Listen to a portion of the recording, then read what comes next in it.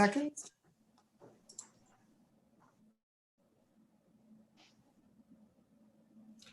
I'd like to welcome everybody to the COVID-19 media briefing, January 8th, 2021. This is our first community update for 2021. In addition to the Medical Officer of Health, Dr. Hsiu-Li Wang, and Vaccine Task Force Deputy Chair, Deputy Chief Shirley Hilton, we welcome Jim Moss, Vice President of Workwell at YMCA of Three Rivers, which is Waterloo Region, Guelph, and Stratford, Perth.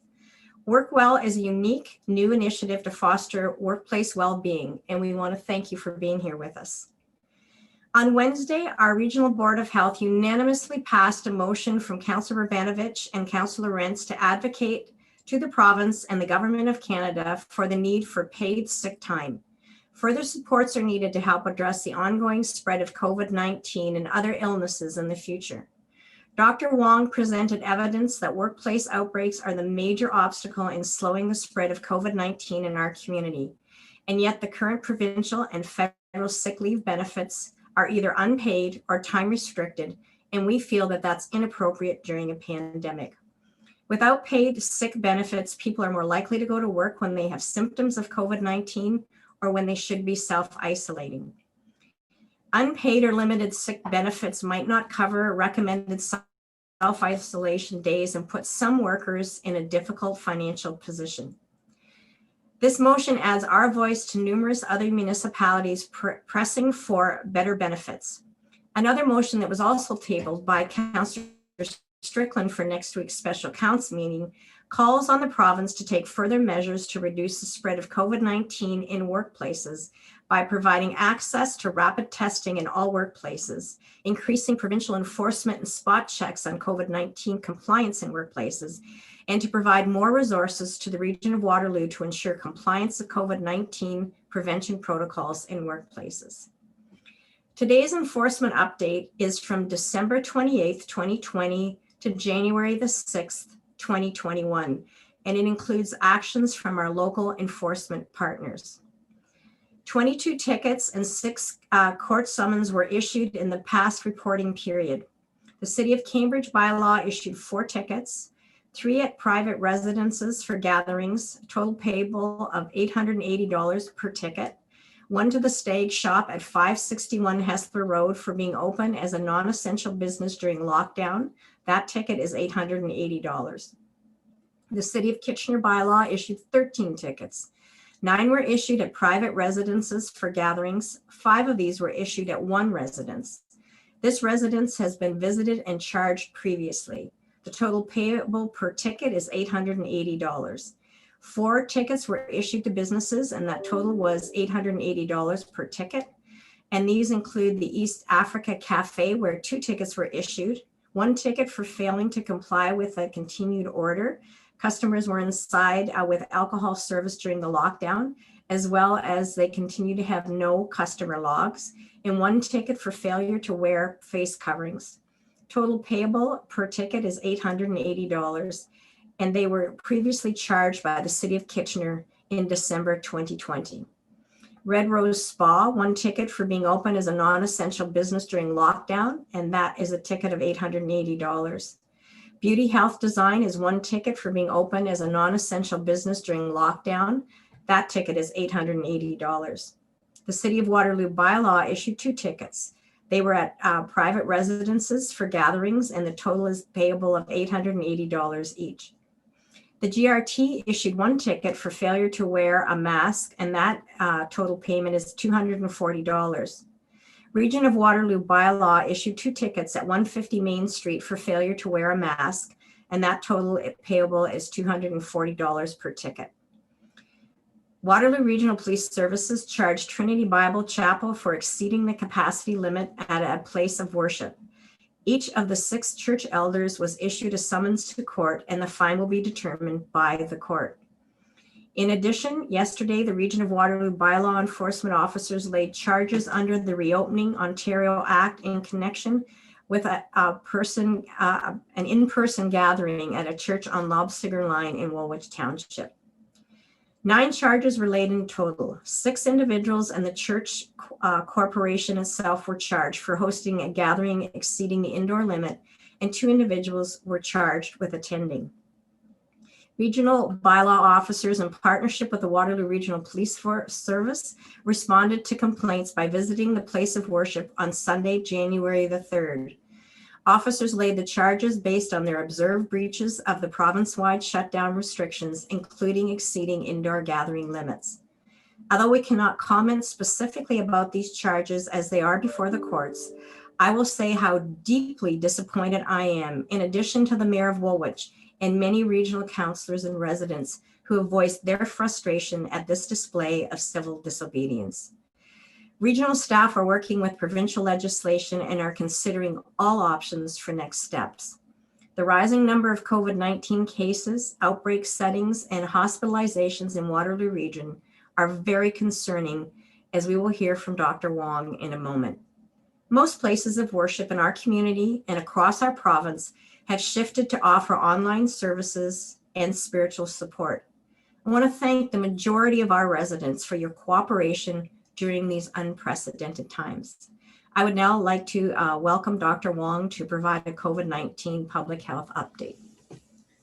Thank you, Chair Redman. Hello, everyone. So I'll begin with overall trends. We continue to see high numbers of new cases every day, with multiple outbreaks in workplace and congregate care settings being declared daily, and continued hospitalizations, ICU admissions, and sadly deaths. Our incidence rate is at its highest to date. It is now at approximately 160 cases per 100,000 per week, up from 92 cases per 100,000 per week in late December. Taking into account interim data, our latest percent positivity has increased to 5.5%. Our latest reproductive rate has increased to 1.3. These indicators show that we are experiencing an acceleration in the spread of COVID-19 in our community following the holiday season.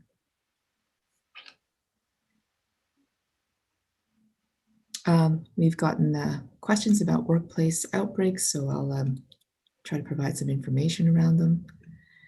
As community spread increases, we expect to see an associated increase in the number of employees who acquire COVID and the number of outbreaks declared in workplace settings.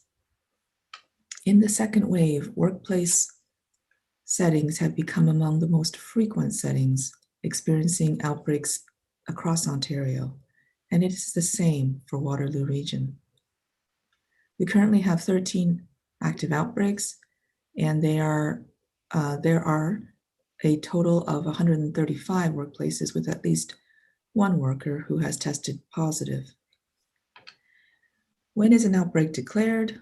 An outbreak is declared when there have been 2 or more confirmed cases in a workplace setting with an epidemiological link within a 14-day period, where at least one of the cases could have reasonably acquired their infection within the workplace setting.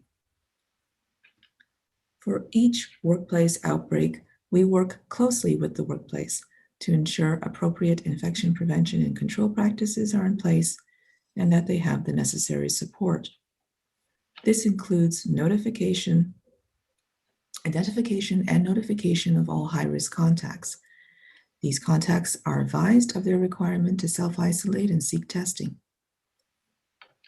Our principle for disclosing the name of a workplace or setting is to do so when we are unable to identify and provide direction to the high-risk contacts, and to do so in a timely manner. Workplace outbreaks have increased significantly during the second wave, accounting for approximately 85% of all outbreaks declared in November and December 2020. Our investigations have observed that public health measures are generally well practiced during interactions between employees and members of the public, but lapses are observed between employees and to a lesser extent between patrons, such as employees carpooling together, continuing to come to work while symptomatic, not maintaining physical distancing and masking in employee-only areas, such as in lunchrooms and break rooms and meeting rooms, and participants on a team sport not keeping a distance and not masking. I just want to say I am very thankful for Council's support and their motion to advocate to both the province of Ontario and the government of Canada on the need for paid sick time to help address the ongoing spread of COVID-19. In closing, there has been a resurgence of cases following the holidays, provincially as well as locally. I want to be clear. This is not an indication that the measures are not needed. It is an indication that we can't rely on them alone. Without a provincial shutdown, case rates and spread would have been even higher. We are approaching the 2-week mark of the shutdown. Until that point, our case rates are reflective of the interactions people have had 2 weeks prior. In addition to the provincial shutdown measures, all Waterloo Region residents need to avoid social gatherings, only gather with those within our household or one other exclusive household if we live alone, and only go out for essential purposes. It will be important to assess the impact of the shutdown measures as well as our own actions as a community in the coming weeks. It has been a difficult week, but there is still hope. We were able to flatten the curve in the spring by following the recommended measures and limiting our interaction with others. We can do it again. We all have a role to play to protect ourselves, our family, our loved ones, our community. By working together, we can succeed in flattening the curve once again. Thank you. Thank you, Dr. Wang. I now turn to Deputy Hilton to give us an update on the vaccine task force. Good morning. Thanks, Chair Redman. The Grand River Hospital Clinic continues to operate 7 days a week from 9 a.m. to 5 p.m. And I'm happy to report as of closing yesterday, we are at 5,142 vaccinations which have been administered. The work is being done to increase scheduling appointments as we work toward next week, mobilizing our clinics going into the long-term health care homes. So the scheduling team is working behind the scenes to ensure that the vaccines that we have and that we will be receiving are being scheduled for the clinic at Grand River Hospital, in addition to the mobile teams going into the long-term care homes. We are working with Pfizer vaccine, and at this point we do not have confirmation on when we will be receiving the Moderna vaccine. The goal is to continue with the vaccinations at approximately 650 per day. And we are the quantity in which we are getting is fairly limited, and those that we have are being scheduled and being used for the clinics and for the long-term care homes. I'm immensely proud of the work that's being done at the clinics, as well as those that are working behind the scenes, doing such an incredible job with mobilizing so quickly, vaccinating as many people as possible with the supply that we do have and that we know that we are getting. I want to close with the reminder that although a vaccine is an important step towards recovery, safe distribution to the general public will take time. Along with your patients, we ask that the community continue to follow public health guidelines. Thank you. Thank you, Deputy Hilton. And now I'd like to turn to a friendly community face, Jim Moss from the YMCA of Three Rivers, for more information on how we can contribute to workplace well-being and home life balance during these times. Jim, thank you for joining us, and the floor is yours. Thank you so much for having me, Chair Redman. So my name is Jim Moss. I'm the Vice President of Workplace Wellbeing at the YMCA of Three Rivers. We are a new initiative. I guess we're 6 months old now, which feels almost like a decade given the nature of the past 6 months. But we have emerged to extend the mission of the YMCA, which is to support people's well-being across our community and to bring that work into the workplace. We use a process where we collect data to understand how people are feeling and what specific things might be impacting people's well-being in individual workplaces. And then we blend that data together to understand kind of the larger trends and the more local trends within an organization. So we call that part of our process the insights process, and then we work towards action. So what can an organization do based on the data that we find to have a positive, lasting effect on people's experience of the workplace? This has clearly not been average times, and people are feeling really significant stress. And if you think about the dynamics of all the different types of workplaces and the work that's being done, it's very difficult to come up with any silver bullets, right, for how to best support people. But if there was one, where we see the most success is when organizations are being led with empathy and compassion, and using that empathy and compassion to consider healthier ways to engage with their staff and support their staff, and a willingness to be flexible, not just because we're being forced to be flexible, but to extend that flexibility into how we allow people to try and get through this pandemic together as healthy as possible and still able to do the work that they do. We're very honored to be able to do the work. We've had quite a bit of success. We've got over 30 partners already in the first 6 months across all of our communities, everything from the region and the city of Kitchener and the city of Waterloo, women's crisis services, the school boards. And so really being able to ideally have a positive impact on very many people's experience of work. And then obviously because of the nature of work and life, and I guess more than ever, work does come home with us. And so we take the view that when you employ somebody, you're actually employing their family. You're having a direct effect on their entire home life and their family life. And so to be able to understand how we can better support people at work, which may be at home right now, we can have a really positive effect, not just on their work life, but also on their family life and their health in the community. So yeah, really, really honored to be here.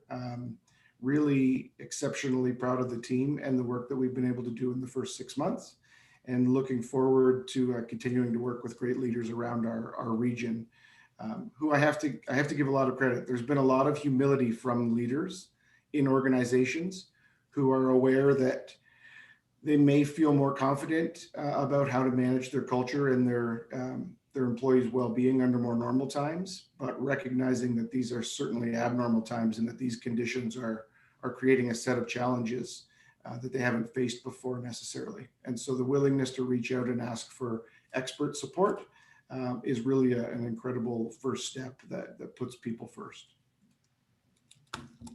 Thank you so much, Jim. That's great food for thought and a wonderful initiative. Thank you for joining us. Nicole, do you have a question?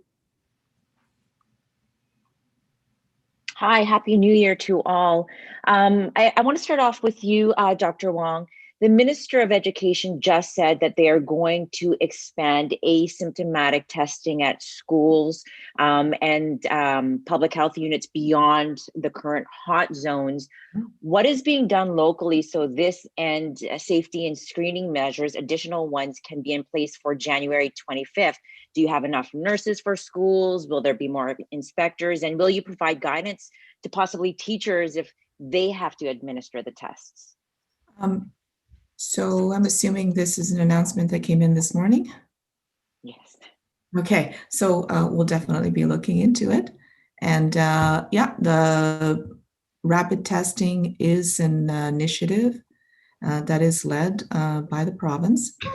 And of course, we'll be awaiting specific information on how local public health can help support that.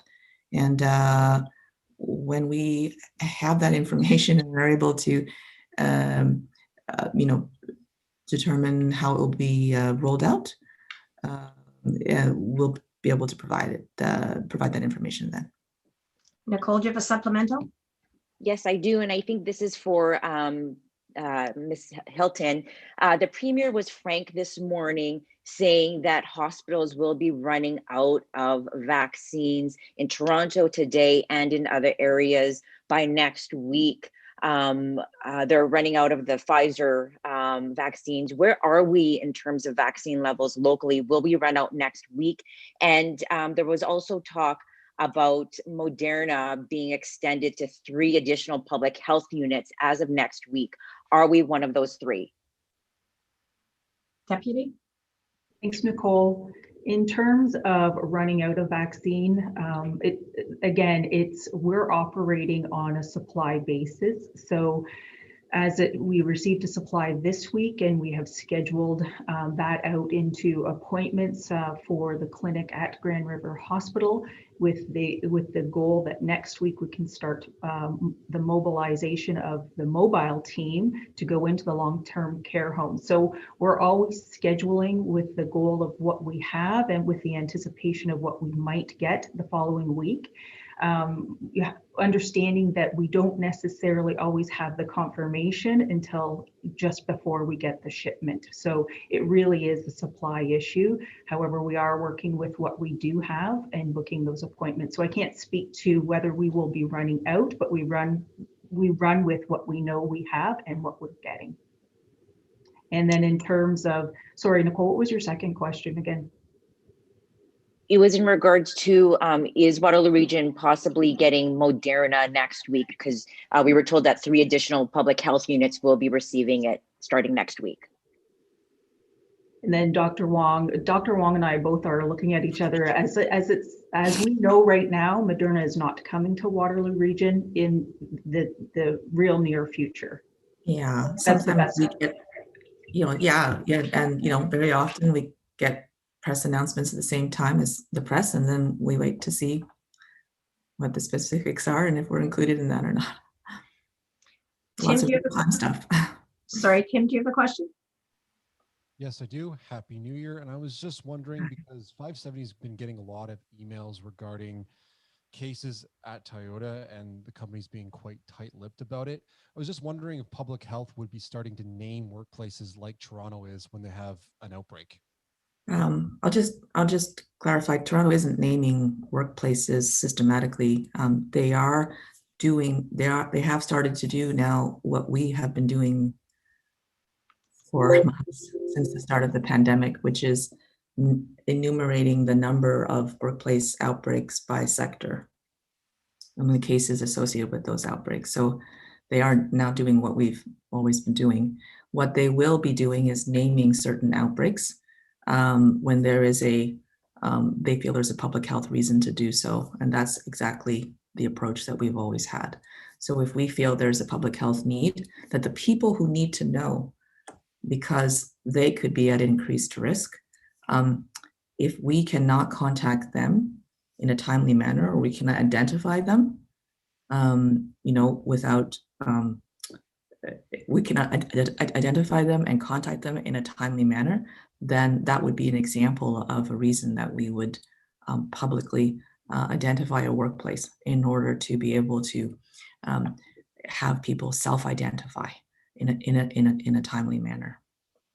Tim, do you have a supplemental?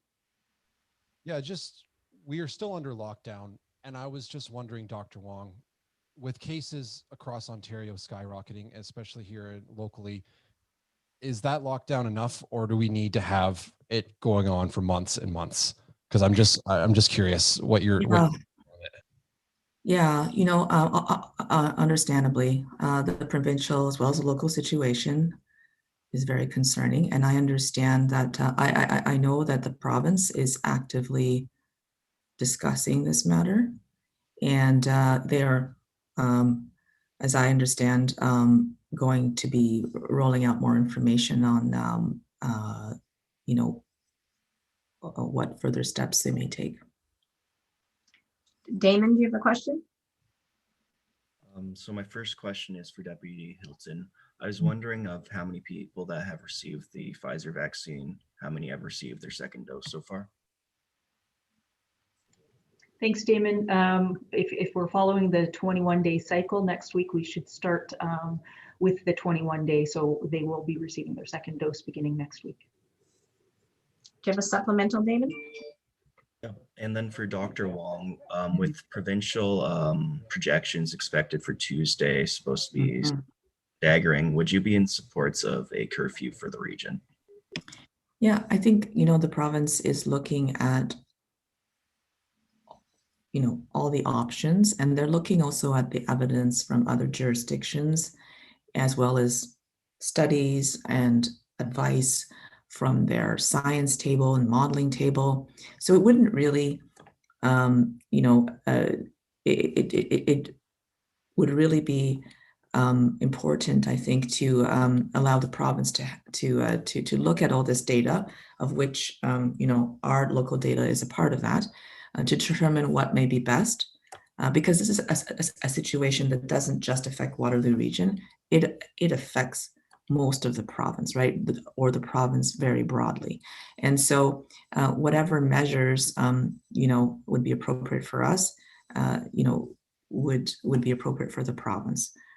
So those discussions are ongoing at this time, and regardless of the things that might be put in place in addition to what we have right now, COVID is being spread by social interactions. That's how it's always been spread, and we know how to slow the spread.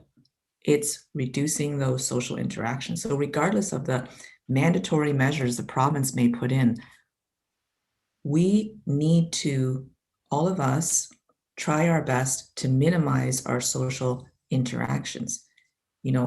Not gather with people outside of our households, even if we're having small groups, so to speak. If they're people outside of our households, we shouldn't be gathering with them unless we live alone and like to join one exclusive other household.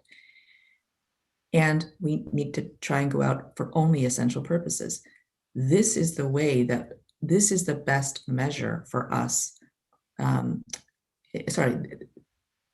These are the most effective measures that we can each take as individuals to help the local situation. This is what we need to focus on, in addition to complying with whatever additional requirements are put in place through the provincial shutdown measures. So that's what we can do, and we can take action on that now. Joanna, do you have a question? Yes, probably first for you, Chair Redman. I think some people in the community are a bit frustrated with the approach that the region and law enforcement has taken with the church in Woolwich Township. Can it not be shut down or closed or just put an end to these gatherings? So I guess I would have to comment that some of these charges are before the courts, Joanna, but we continue to work with all our partners. We continue to monitor everything. And as Dr. Wang has mentioned, we really want to thank the people who are complying. Supplemental? I guess that didn't really answer the question, but I do have a question for Deputy Hilton as well, just around vaccinations. Is there a goal, or a rate that you want to see in the region, or maybe this is for Dr. Wang as well? And will there be more information shared beyond just the number of people who are being vaccinated, like, healthcare workers, long-term care workers, that sort of thing, like we have on the dashboard? So Joanna, your first question was sorry, could you repeat that? Yeah, just wondering if the task force has a goal for a certain percentage of the population to be vaccinated. Well, the goal would be to have everybody who would like to be vaccinated. Our only hurdle at this point is around supply. So that is why there is the prioritization, which we've spoken about in the past, based on the provincial model. Because supply is so limited, we have to prioritize, which is looking at our long-term care homes, those that work within the long-term care homes, the staff, in addition to our hospital staff. And then of course, because now we have the ability to move the Pfizer vaccine, the residents within our long-term care homes. So we are following a prioritization list, which we have spoken about in the past as well. Obviously, the goal is to vaccinate as many people as possible, but our limiting factor here is our supply. And then your second question, I'm sorry, Joanna. If you share more details about who is being vaccinated, similar to how we have the breakout on the COVID dashboard about age and gender and that sort of thing. And I know that's something that in the task force that we have spoken about in terms of what we can release. And what I can do is, I see Julie has flashed on the squares here, and I'll turn it over to her in terms of what we're planning to do with sharing of further information. Julie, go ahead. Hi, Joanna. And everybody. So we are, I've been asked to apply some of the things that we've been doing in the pandemic response in terms of communication now to the vaccine response. So we're just starting to mobilize a team and start working on those types of enhancements. So over the next little while, we have been discussing things like dashboards and so forth. So you should see more evolving, and we'll make sure that all of you are informed. Okay, Paula, do you have a question? Hi there. So still with the Trinity Bible Chapel, the question for Dr. Wang, the church says on its website that it is once again planning to host in-person services this Sunday. What do you have to say to, the people who are not listening and who don't seem like they care?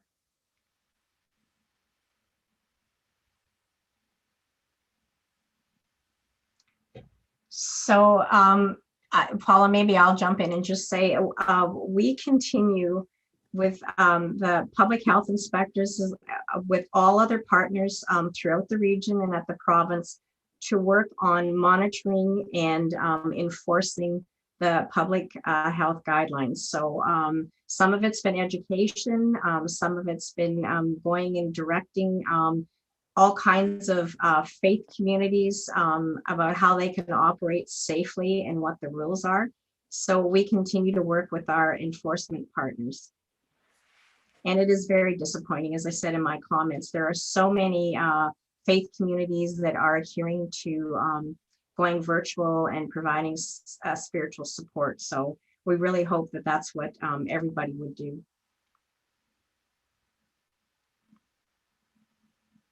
So Paula, you look like you love that answer. Do you have another question? All right, well, maybe one thing that Dr. Wang can comment on, just still on that website, the church says that it's limiting capacity to 30% as per provincial requirements. That's not the current provincial requirement though, that's correct? Yes, that's correct. And they're aware of what the current provincial requirement is. Okay, Irene, do you have a question? Yes, I have two questions for Deputy Hilton. Based on yesterday's press release from the police, Waterloo Regional Police, on the number of staff cases and isolations, are the police being vaccinated?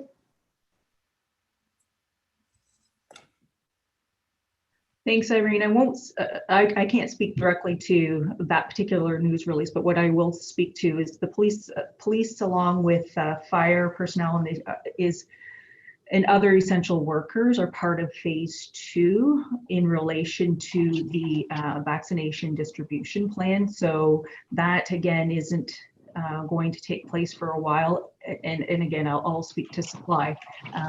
We're still in our phase 1 with our high-risk population vaccinations, and then hopefully rolling into phase 2, which police fall under. Okay, I have another question as well in relation to that. Is the service adjusting its enforcement methods or activities to lessen the potential spread of COVID? I guess it came to mind that something like foot patrol or traffic enforcement where there could be close interaction with the police. Is there any consideration for that? So Irene, if you're asking me specifically around enforcement, my role here on this particular media briefing is around the task force itself, and certainly any questions related to police operations outside of the task force can certainly be done through our media, through Sherry Greeno's office. But right now, my role here is the lead of the task force. That's great. Thank you. That's Thanks, it. Irene. Thank you. Any other questions? Joanna, go ahead. Thank you. A question for Dr. Wang. I know that hospitalizations are a lagging indicator, but they really haven't seemed to be rising very quickly or getting to a high level during the second wave. How is that explained? Yeah, there's a lot of stress on the hospitals due to the number of people who are sick, who come in, and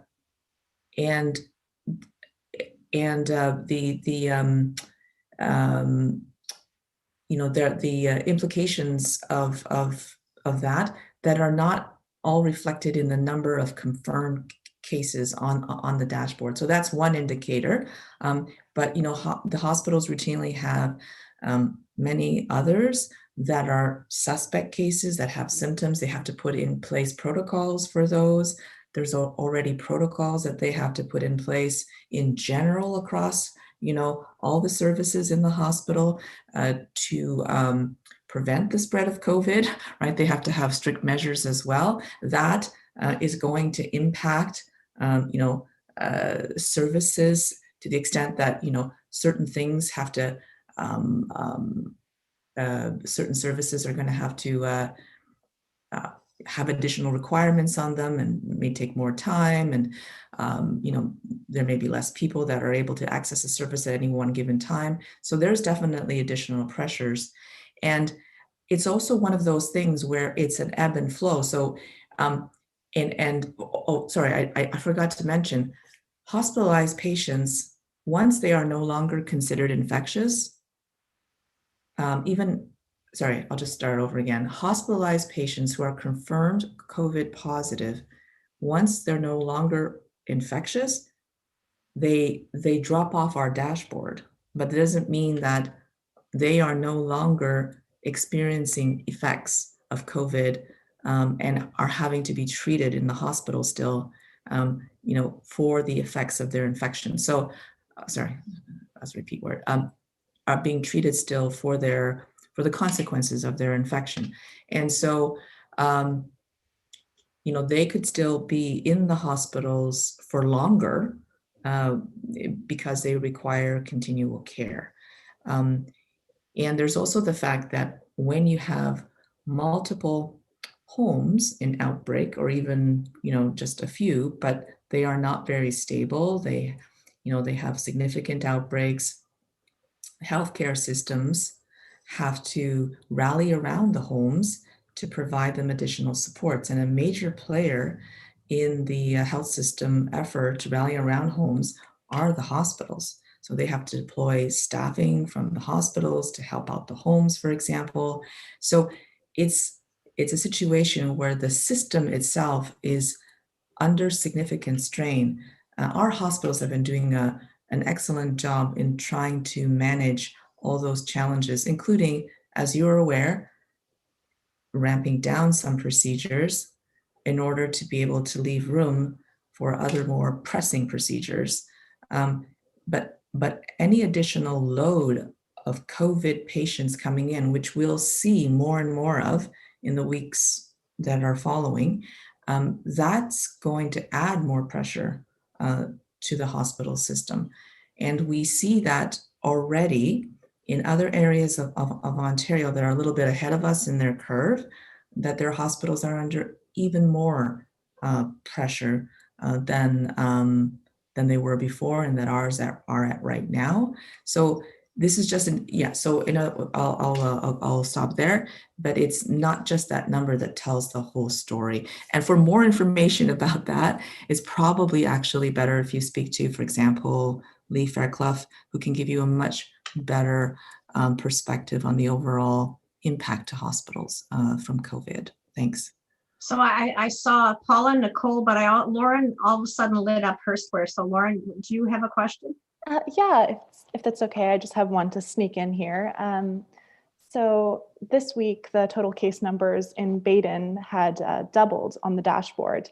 And I'm wondering, Dr. Wang, if you could give a specific response to this increase and what can be done to slow that spread. It's not unexpected. I mean, increases don't happen uniformly across any area. So at any time, an area could have more cases than it did before. This is a virus that is broadly spreading across Waterloo region, and it just takes a cluster of cases in a certain area, and then further spread out from those initial cases for a particular area in the region to start to have higher rates. And so we know what are the risk factors for COVID, and if there's more of those risk factors at a certain time in a certain area, their rates are going to climb. So I'm not surprised at all. People in Baden need to do the same thing as people in the rest of the region, which is continue to practice those public health precautions that we want all individuals to practice, like keeping a distance at least 6 foot from others outside your household, wearing a mask, not having any gatherings outside of your household, and only going out when you need to for essential purposes. Do you have a supplemental, Lauren, or was that your only question? That was my one, yeah. Thank you. Thank you. Okay, I've got Nicole and then Paula. Nicole, go ahead. I guess this is a question for either you, Chair Redman, or Dr. Wang.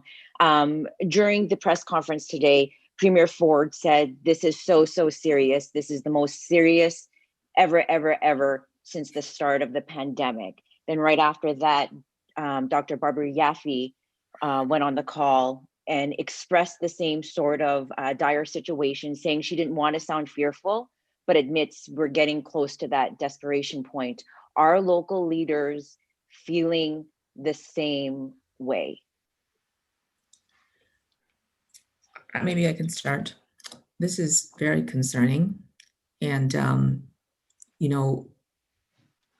we, along with most other areas in Ontario, have never experienced higher rates. So I think really, I'm glad the province, I'll have to watch that press briefing.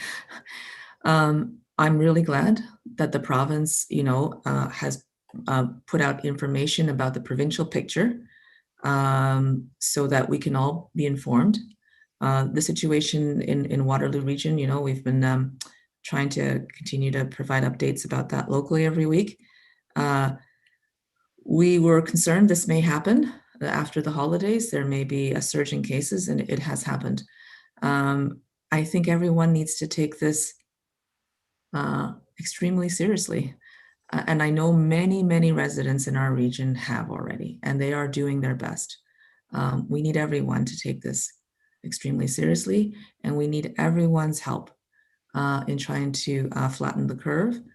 And that involves all the recommendations that we've provided in terms of social interactions and keeping up the public health precautions. So that's what we need to focus on. That's what we can do to turn this ship around. That's what we need to focus on. And I guess I would just add, Nicole, that I think the enforcement update demonstrates that our partners have gone past the education point, and we now are issuing tickets. And there are people that are repeat offenders. And we are taking this very seriously. It's not something we couldn't do without our partners in the community, but it is a very serious issue. And people absolutely should be empowered to do the things that Dr. Wang keeps repeating, which is following public health guidelines is the best thing individuals can do in order to make sure that we do flatten the curve. And I see Mr. Lauckner, would you like to jump in? Bruce? Sure, thanks, Chair Redman. And Nicole, just going back to my days at Ontario Health, I mean, I've been watching the data across the West region in particular since the third week of January every single day. And we were concerned in March and April and May.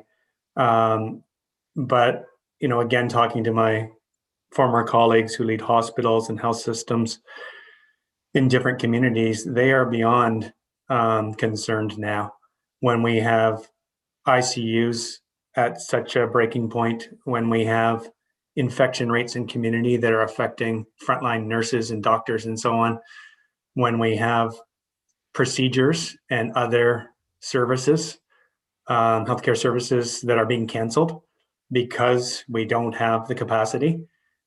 This is having a huge impact on people's lives. And the medical officer and the premier are very right in being more than concerned, and I would say alarmed about where we're going. And back to what Dr. Wang and Chair Redman have said, I was talking to a CEO in another hospital CEO in another jurisdiction the other day who said, I've pleaded, I have begged, I have informed, I have educated, and I'm not sure there's anything else I can do because our hospital is about to collapse.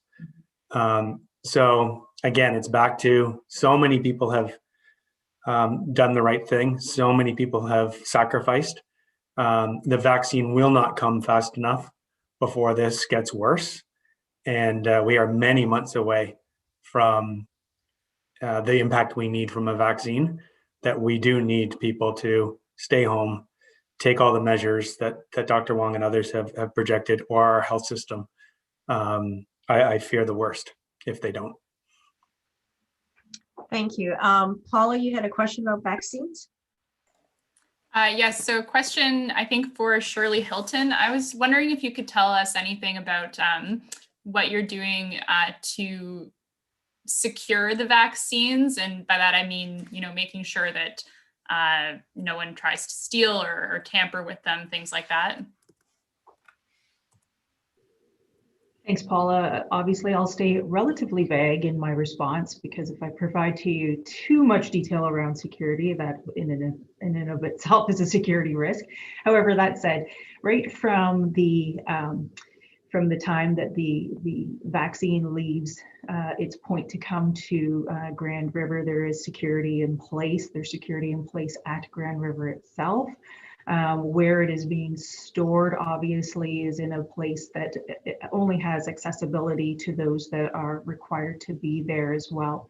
This includes video security in addition to physical security within the facility itself. But we have to also be considerate of not only the physical security of the vaccine, but in terms of cybersecurity as well. So there's always the risk associated to anytime you software is being used, that we are vigilant in terms of the cyber aspect of it as well. So there is a protocol put in place, and the vaccine in a physical capacity is secured and has the processes in place for accessibility, limited to those that only can or only are able or allowed to access.